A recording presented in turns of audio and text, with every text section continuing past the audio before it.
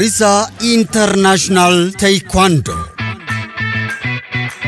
Jaalattoota fi maatiiwwan ispoortii magaalaa Naqamteef naannoo isheetti argamtan martinuu baga gammadni kan isiniin jedhu isa Risa International Taekwondo.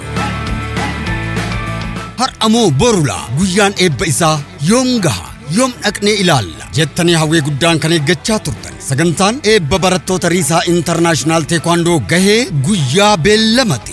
Amsa digdama jechuunis guyyaa gaafa dilbataa sa'a 7 eegalee galmicha guddaa magaalaa Naqamtee keessatti haala bareedaaf miidhagaa ta'een ni adeemsifama. Baga geessan baga geenye. Risa International Taekwondo. Daa'imaaf dargaggoo dhiiraaf shamarran leeqaa warri qaxalee kanneen bifa adda ta'een leenji'aa turan ogummaaf dandeettii addaa horatan kalaqa addaatiin miidhagsanii bareechanii isiniif qabatanii dhiyaatan. Agarsiisa ispoortii fi aartii teekwaandoo adda addaa akkasumas qophiilee bashannansiisoo hedduu waliin qabannee guyyaa gaaf dilbataa waaree booda sa'a 7 eegallee waltajjicha galma guddaa magaalaa Naqamteetti isin eegna.